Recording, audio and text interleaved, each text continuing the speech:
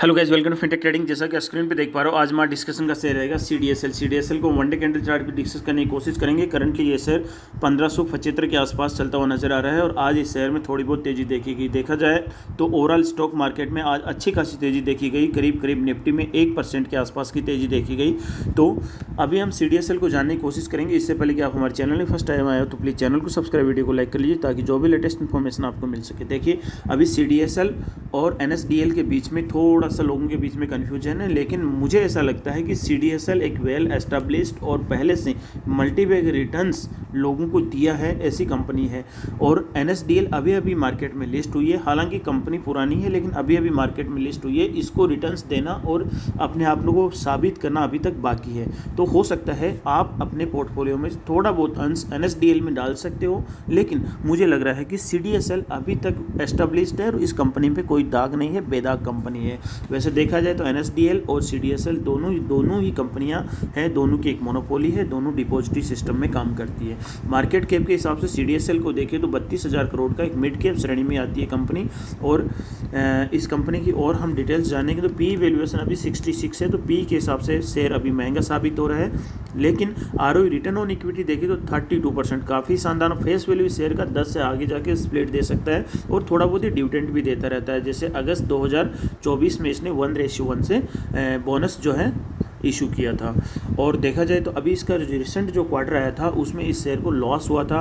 पेट जो है profit after tax 24% का लॉस बुक किया था वाई ऑन वाई बेसिस पे तो रेवेन्यू में।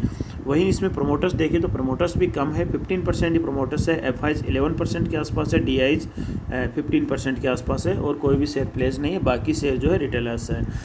और इसके रिटर्न्स देखें तो एक साल में 60% के आसपास की रिटर्न है, वहीं 3 साल में 200%, वहीं 5 साल में 1100% की रिटर्न, काफ़ी शानदार है। तो इस शेयर को हम देखिए, अभी इसके लेवल्स देखिए, ये देखो लेवल्स में देखें तो इसके हायर ये 2000 को टच करता करता थोड़ा सा चूक गया, लेकिन उसके बाद में शेयर में लोअर लो लग जाता है और अब उसके बाद में 1100 के आसपास में आके यहाँ पे सपोर्ट लेता है। उसके बाद में लगातार कंपनी एकदम अपसाइड में जाती है और फिर यहाँ 1800 का रेसिस्टेंस, अच्छा खासा रेसिस्टेंस इसको मिल जाता है। तो आप ये आगे से ध्यान रखिए, यदि ये कंपनी अपसाइड में जाती है तो 1800 का रेसिस्टेंस इसको फेस करना पड़ेगा। यदि अच्छा खासा इसका रिजल्ट आएगा तभी ये 1800 को पार करके अपसाइड में जा पाएगी। तो अभी तो इसको 1800 पार करने की मुझे कोई संभावनाएं नज़र नहीं आ रही। तो यदि लोअर साइड से कंपनी को आपने होल्ड कर रखा है 1000 से 1100 से 1200, 1300, 1400 और आपका विजन लॉन्ग टर्म का है, नहीं 3 से 5 साल का या 10 साल का है, तो इस कंपनी में आपको कोई प्रकार की अभी तक तो चिंता करने की ज़रूरत नहीं है।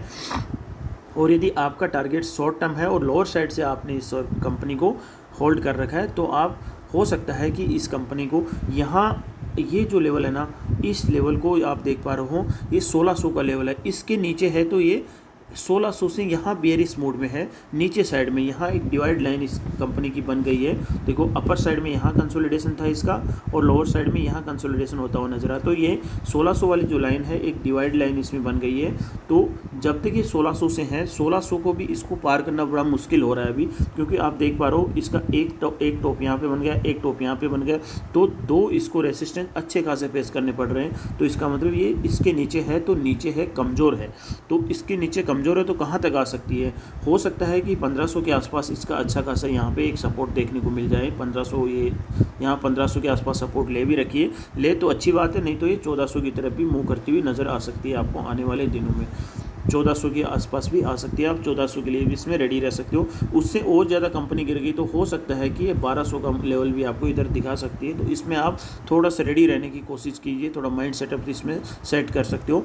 डाउन साइड में आते हो तो इस कंपनी में आप बाई ऑन डिप कर सकते हो, क्योंकि कंपनी के फंडामेंटल्स और सब कुछ बढ़िया है। हाँ, थोड़ा बहुत रिजल्ट में इस बार थोड़ा गड़बड़ हो गया तो कोई बात नहीं, आगे ठीक हो सकता है। तो इस वैसे इसमें वो टेक्निकल और फाइनेंशियली और मैनेजमेंट टाइप से कोई और गड़बड़ नहीं है। और देखा जाए तो इस कंपनी में यदि जैसे ही 1600 को पार कर जाएगी नहीं तो तुरंत 1800 की तरफ दौड़ने की कोशिश करेगी ये, लेकिन 1800 को इसमें 1800 इसको अच्छे से जिलाएगा, उसके बाद में अपसाइड मोमेंटम में जाएगी। तो जैसे 1800 पार कर जाएगी तो फिर 2000 की तरफ भी दौड़ेगी।